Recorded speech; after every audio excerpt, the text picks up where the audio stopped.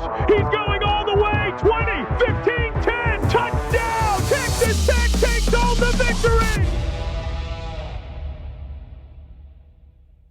Welcome into the Broadway Shuffle. On today's episode, we are going to get into Texas Tech's huge matchup against BYU this weekend in Lubbock and what are the last-minute portal updates for Texas Tech football, that and much more.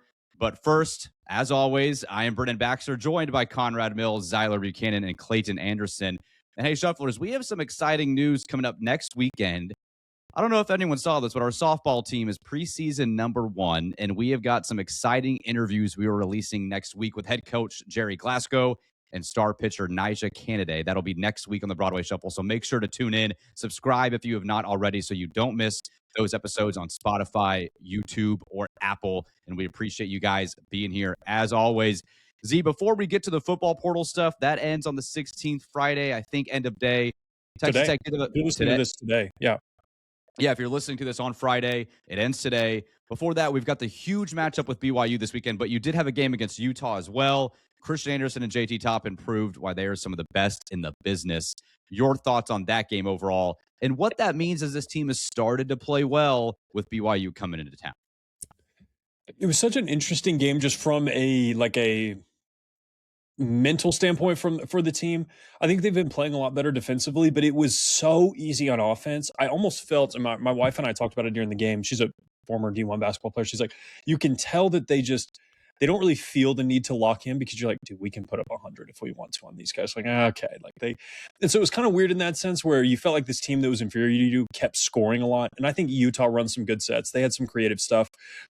Again, you just kind of overwhelm them with talent. You're just a much better team and a much better roster. They didn't have anything that they could do on the inside. And then JT Toppin puts up one of the all-time Texas Tech basketball, stat lines.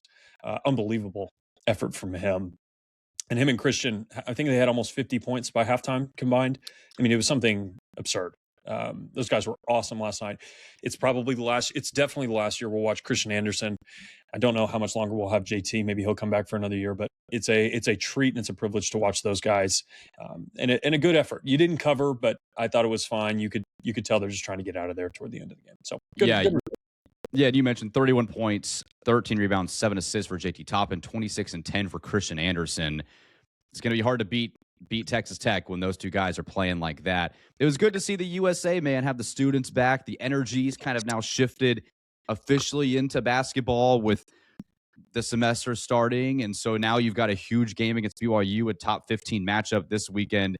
Clayton, your expectations for that game and what Texas Tech will need to do. Obviously, BYU comes in. Their only loss this year is to UConn, who's ranked in the top 5. So this is one of the best teams in the country with one of the best players in the country coming into town. A chance for Texas Tech. You had the Duke win. You had the close loss against Houston. Another huge chance against one of the top teams in the country to make a statement in the Big 12. Yeah, this would be another huge game for the resume in March. I feel like you really need to win this game if you want to get up to like a 3 or a 4 seed.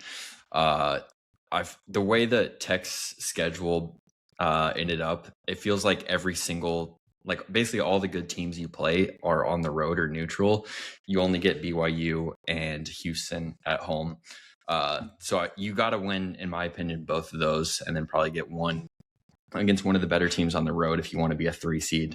So this is a huge game. BYU is honestly a lot like Tech, I feel like, in that they're super top heavy. Like their starters are basically, that's all their production is their starters. Don't get much from the bench, which is one of Tech's biggest ailments right now. So I think Tech has a good shot, like playing at home. I like our chances, but it's definitely one that you want to get for your resume come March.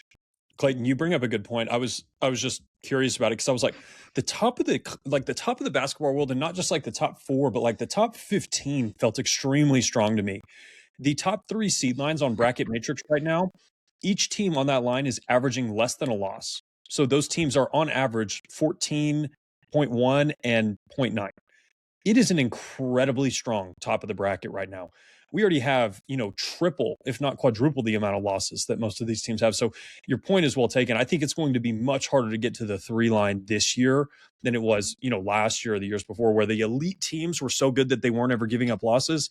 Now I feel like you have a lot of teams that are just truly not giving up much losses at all. You're going to have to really go out there and take it. And I think that you're right. Having this game at home is going to be really important. Conrad, you've been sitting there looking pretty for 5 minutes, man. Hair's looking good. Get soaking in all the information. How you doing over there? Wait, can I say I'm something great. about Conrad real quick? Oh, you can't even. Just kidding, Conrad. You can't I can't even even talk. Hey, I'm just here for eye eye candy, everybody. No, Just no. the eye candy of the show. Conrad, and just because I think the listeners will appreciate this about Conrad, it'll be the middle of a Tech basketball game, and I'll get a picture from Conrad in our group chat. I'm like, oh, it's probably a video of a Tech game. It'll just be a picture of Brendan Sorsby walking in Tech gear. He's like, guys, it's the greatest thing. Like, he's already started the Heisman campaign, and we don't have to talk about that yet, but I just wanted to shout out Conrad for that he is very true to himself. It's not just an act. Yeah, no, Anyway, same person on camera, same person off camera. I mean, guys, it's weird. I mean, I'll talk about basketball in a second, but we just finished playing, 2 weeks ago. The football team did.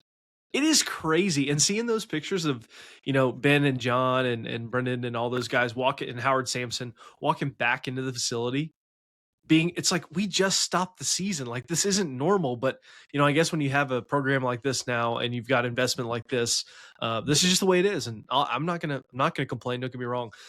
Basketball guys, this team, I mean, I will say I agree with everything you guys have said. I just am still concerned. I'll keep beating the dead horse. The depth. I mean, Brian was the only guy who played over 4 minutes last night. I don't know. You can win some games. Your starting five is incredible. You just have to get this depth better. And I don't know what else to say about it really, because that just has to happen for you to really fulfill your potential as a team. And I think that'll be really interesting to see when that happens and how that all shakes out. I think Saturday we'll have a great chance. USA is going to be packed on Saturday night. But I really am still concerned about the team's depth. That's an interesting point. And Zia, I wanted to touch on your point too, or maybe Clayton, on the home games. Then your schedule this season, the Big 12, you're right. It's like Houston, BYU on the 18th, Houston the 24th, or BYU 17th, sorry, on Saturday. And then your home games, you got a Monday game against Kansas, a Saturday game against Kansas State, who's awful, a Tuesday game against Cincinnati, a Tuesday game against TCU, a Wednesday game against Colorado. Like, it's like there's no like marquee times. So you need to take advantage. Right, they're all right now. Like, you got to take you had the Houston game already. You get them at home in a week and a half. Like, you got to take advantage of the BYU and Houston at home, because this is where the crowd's going to be crazy. You can really make a statement in the conference. Outside of that, you don't have any huge, meaningful home games. So I do think it's imperative that you take advantage of BYU in that opportunity on Saturday. And you start 6 straight Q1 games with BYU. You got to find a way. At worst, I think you need to go 2-4. I think you've got you go on the road to UCF, you go on the road to Baylor. Those feel gettable to me. BYU at home is going to be tough. But you end the season in a really tough way. You go at Iowa State, and I think it's home against TCU. Yep. And then at BYU. And it's like, dude, I'm not, maybe. But BYU's got maybe the best home court in all of college basketball. Like, them or Kansas, I think, are probably the two best in my mind. And you just need to make some hay right now while you have the opportunity and your team's kind of healthy. Clayton, something that's interesting, though, in my mind, if I would have told you, we've been so focused on football, and rightfully so, and the transfer portal and everything that's happened. So maybe some people haven't been following Texas Tech basketball as much, and they're kind of finally tuning in. And you're 13-4, and you've had some tough losses, but they've, outside of the Purdue game, you've been competitive in each of them. And then you're 3-1 in conference. So you're still, even with all the depth issues and everything, you're still kind of where you thought this team would be. So if you had to map out like where Texas Tech is currently as a basketball team, would you say they've met expectations, exceeded expectations, fallen a little below? What are your thoughts on that? I definitely wouldn't say exceeded. I'd probably say met, maybe slightly fallen below. Like, I feel like you'd probably want to win one of those other non-conference games, probably Arkansas and Dallas, to say you've like fully met expectations. But it definitely hasn't been a disappointment. You're exactly right. Like, 3-1 in conference. If you win the Saturday, you're in really good shape as far as your resume going through the rest of the conference. I agree with what Zyler said either last episode or the one before, that it's going to be tough to win the Big 12 this year, just because Arizona and Iowa State are so good. And then Houston also maybe in that tier as well. But I definitely think, with the way the schedule is in February, you can stack a lot of wins and win 12, 13 games, maybe 14. So, I mean, you're not in bad shape by any means, but I don't know if I can say you've like exceeded expectations. Z, do you feel like, or Conrad, do you have a thought? I apologize. No, go ahead. Ask out of the question, but I do have a thought that I need to ask y'all's opinion and the listeners' opinion on here in a second. Well, go It's ahead. not Brendan Sorsby's hairstyle. We're going to save it. Yeah, go No, ahead. Conrad. No. It's about, looking at the schedule right now and just considering like what you guys have been talking about. There is a game on this schedule that just means more, to borrow a common phrase. We play Baylor in Waco on Tuesday night, next Tuesday. I'm about 2 hours from Jerusalem on the Brazos, as some call it. Should I make the trek down there? Do you guys think I should go down there? It's at 8:00 at night. Like I'm not happy about that. If it was at 6, that'd be a lot better. What do you guys think? I will say one of my favorite things when it comes to sports is seeing different arenas and different stadiums. And that arena looks pretty cool. I got to give them credit there. Should I make the trip down to Waco for that? What do you guys think? What would y'all do if you were in my position? 100%. Boots on the ground, live from Baylor. Broadway Shuffle is a must. Will you come with me? You're in Dallas. I'll actually be in Lubbock, bro. I'll be in Lubbock on Tuesday for some work. Have a hot date.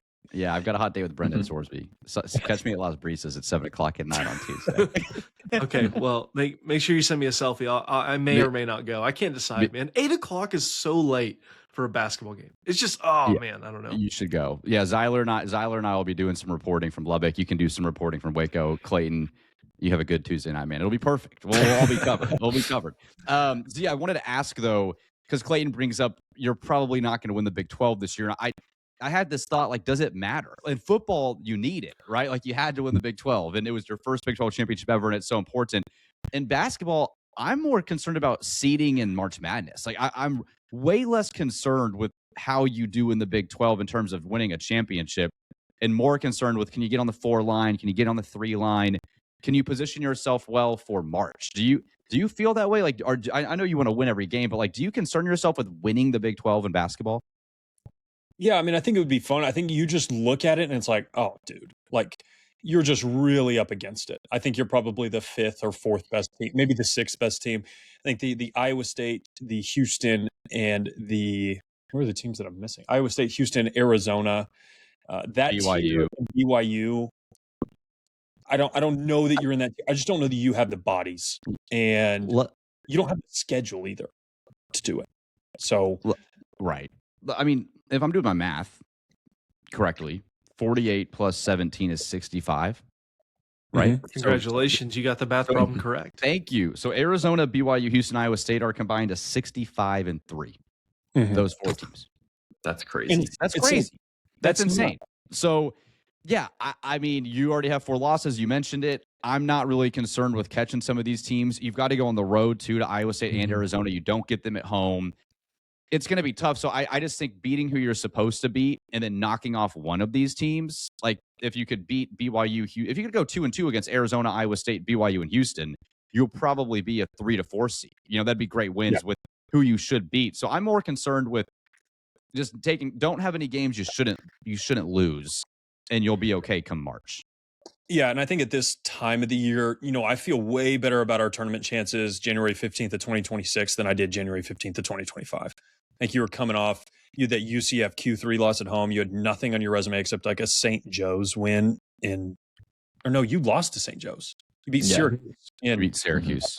And then you beat BYU and Utah on the road. That was really all you had on your resume. You're in a much better spot right now. Like, I think you'd be a 4 seed, probably the last 4 seed or the first 5 seed if the tournament started today. And that is a massive improvement over where you were last year. I just think projecting forward, I had a lot more confidence in last year's team winning some games. So, and then if I'm shooting for anything, it's can I be in the top 8 of the Big 12, which I think you should be. So avoid that first round game at the Big 12 tournament where you can take like a really ugly Q3 loss or something like that. That's also important for me. Yeah, so that makes sense. That's what I'm kind of shooting for there. Can we stay off the 6 line? I'd love to be a 5 seed or better. I think that would be a huge, huge achievement for this roster. So those are kind of my goals from here. What are the updates on? I don't know if you guys have seen something. Forgive me if there's been something come out there.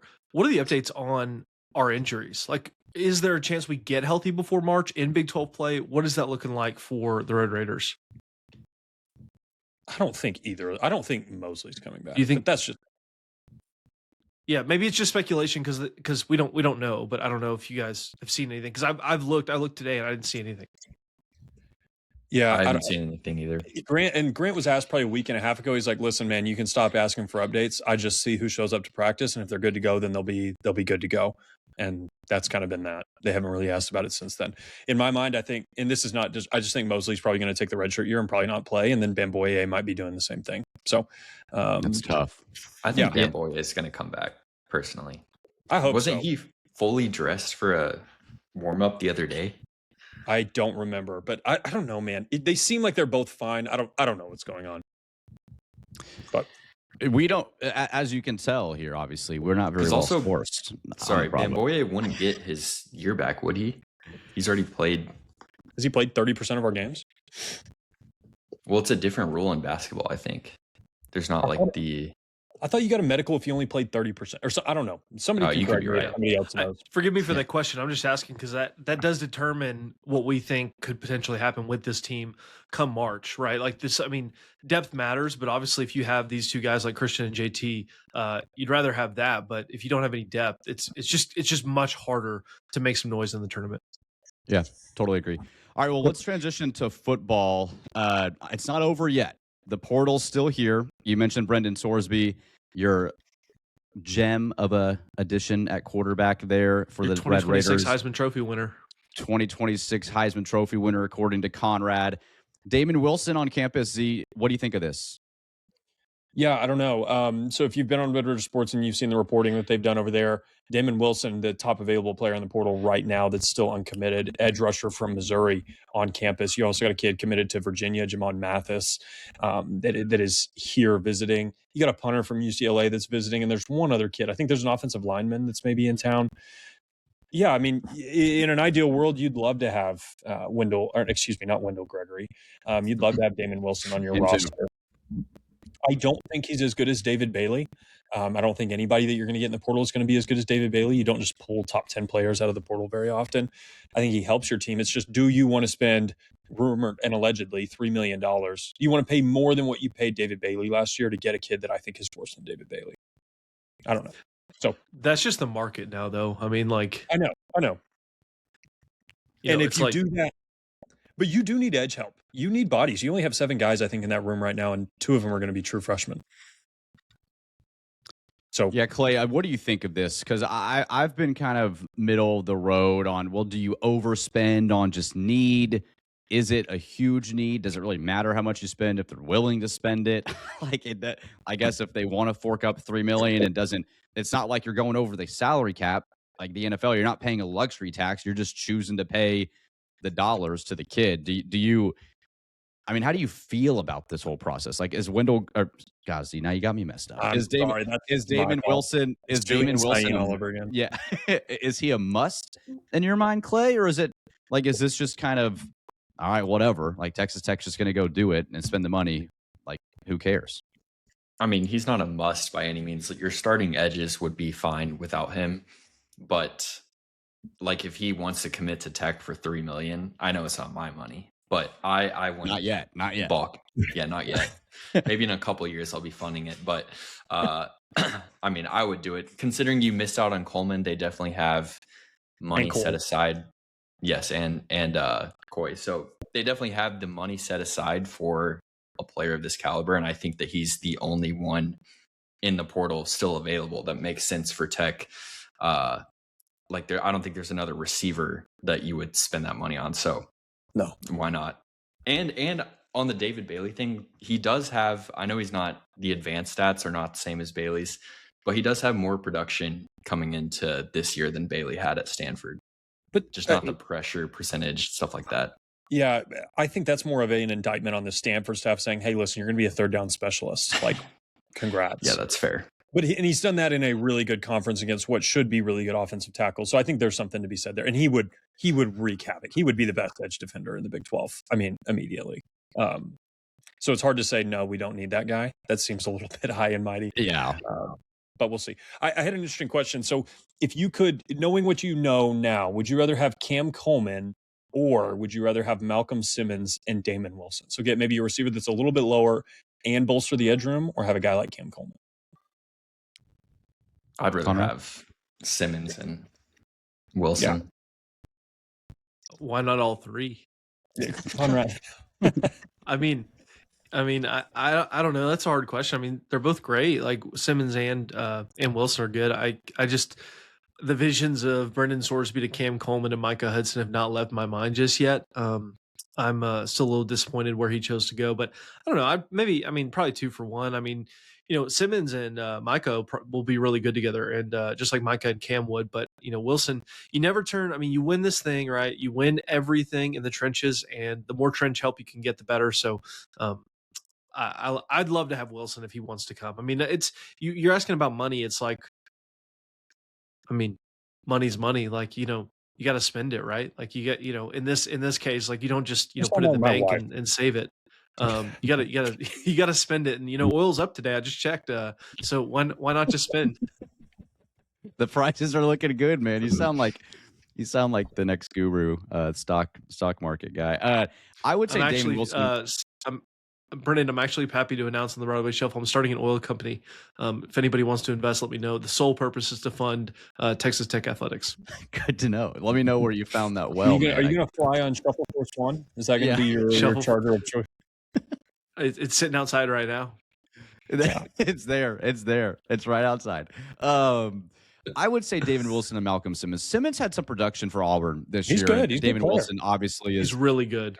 He's a good talent too, and my mind went to Indiana. It was like, okay, like they got good receivers, but do they have a Cam Coleman? Like, is that why Indiana is 15-0? No, and like you don't need a number 1 wide receiver to win a championship. Now you need good players, you need skill players, but like a number 1 wide receiver is not winning you a title. But we saw what a David Bailey or a Melo Height can do to elevate your chances to compete for a championship. And so I think if you can add depth at the defensive edge position, especially in the Big 12, it just puts you at such an advantage to get you to where you want to go. And then beating a team like Oregon is reliant on good play calling and good quarterback play and all of that. Coleman would help in a scenario like that, but he wouldn't necessarily automatically get you 12 wins. A great defensive, like Bailey, Height, Rodriguez, all the dudes on the defense were the reason you won the Big 12 this year.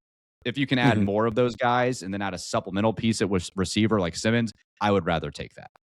Yeah, I think you're right. And maybe that's what happens. Man. Damon Wilson might say, what the heck? Like, I like Lubbock. It sounds good. It's so funny. I've got a guy who's an OU fan who he can't fathom the fact that these kids are choosing West Texas, regardless of the check that is being presented to them. And I just find it funny, man. People we're living rent free in heads across Oklahoma and Texas, and I love it. Do we want to act like Oklahoma's this gem of a state? Like no disrespect to Oklahoma, but it's not like we're comparing, Highway 1 in Southern California to, another one of those places. It's like 35, West Texas. 35. Yeah, it's like you're not. I don't know. I no disrespect to Oklahoma, great program, and Norman, Oklahoma City's pretty cool, but at the same time, it's like, have you been to Lubbock? That's my question to people when they hate on Lubbock. Have you been to Lubbock? That college towns that are like a fourth of the size of Lubbock, be like, why would you go to that dump? Come to our town with 50,000 people. Right. Like go to Auburn. What? Yeah. Like, it's in a worse state. I'm not dumping on those places. Those places are fun. Auburn's great. It's just funny that Lubbock gets this weird. Auburn's not great. Auburn's like the poor man's version of Lubbock. It's like the plains of a state like Alabama compared to the plains of a state like Texas. It's not even close. I love that. It is interesting to kind of see how you wrap up the portal. I just think you're in this really weird game where you don't want to lose people on your roster, and the portal closes tomorrow. And so how soon do you want to take commitments? How soon do you want to announce guys are going? Like, so if you took another receiver, does Micah say, hey, you know what, maybe I want to go somewhere else? Does Coy Aiken say, you know what, I want to go somewhere else? Do some of your interior offensive linemen look other places? Like, how does that game work? That's just going to be interesting, and I wonder how the staff's going to manage that. What's so interesting to think about with this is, when do you, like you said, Zyler, when do you announce these things? But also it's like balancing the relationships you build with these players and the players have with each other. And then, oh my goodness, we've got a chance to go add fill in the blank. Like, how do you, I can't even imagine like how tough that is interpersonally, where you're like, okay, we've got the money. We can add, we've got the place for them to play because we definitely think that player is better than that player. But man, what does that do to chemistry? What does that do to all these things? I mean, I don't envy those. I like being right here, sitting here talking about it. I don't envy the people making those decisions because that's definitely something that nobody would have ever thought would be possible 5 years ago in college football.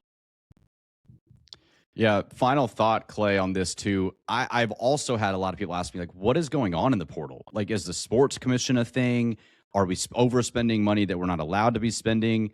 Would you mind telling people? I think some people are like clearly lost on what are the rules right now. Like, is Texas Tech taking advantage of the rules? Are there any rules in place? What happened to the 20.5 revenue agreement that's going on? Like, can you shed some light just so, I mean, people, quite frankly, even myself, are a little more aware of like what is happening during this window? Yeah, to be honest, I mean, your guess is probably as good as mine, but what I No think one is knows. happening, No one knows. I feel like because the revenue sharing windows kind of, you can play with it to like get 2 years combined in one, and I feel like Tech paid a lot last year and just straight NIL, and now they're working off of 2 revenue share years this year plus NIL, and it doesn't seem like the College Sports Commission is able to like really enforce NIL based on market, because the market is what these guys are getting. So I don't know. It still feels like there's not many rules in place, to be honest. Because Zyler, then I see this ESPN report that the commission has blocked like 18 deals for illegal NIL agents in that sort of thing. Where so they are enforcing some sort of regulation, but it doesn't feel like it. I'm lost. I try and I follow this thing and I'm just like, I don't know what's going on. Yeah, the CSC agreement is the one that you've seen a lot of push from that recently. I think the Georgia president is actually really in favor of it coming out, and they need all the schools to sign on to rules. So if everybody signs on to the rules, then they can all be governed by the rules. And that's the agreement that Cody has come out against recently, saying, I don't want to bind myself to this.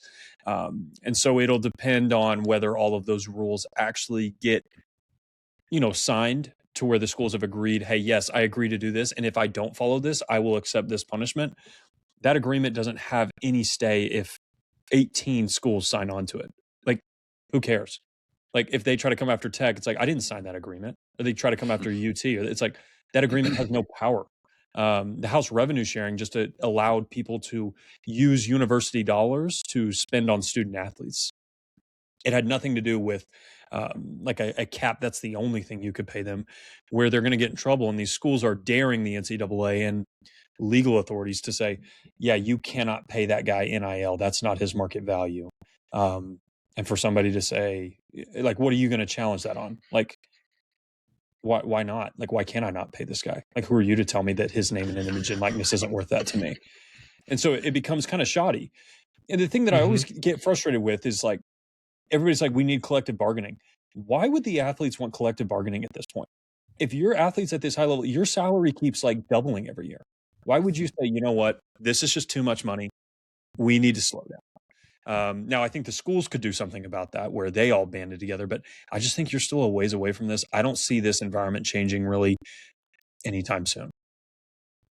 But why would you sign on to rules that you're sitting there looking at and you're like, well, the Big 12 and other conferences like the Big 12 are already at a disadvantage compared to the Big 10 and SEC because of the TV contracts. Why would anyone, especially a school like Texas Tech that has the donor base that we do, why would you want to limit yourself in terms of what you can spend? That doesn't make sense. Now, on the flip side of that, you've created this environment and we've benefited from it. So don't hear me complaining about it, but the environment's been created that if you spend and you get the right guys and you have the right coach, therefore you will win.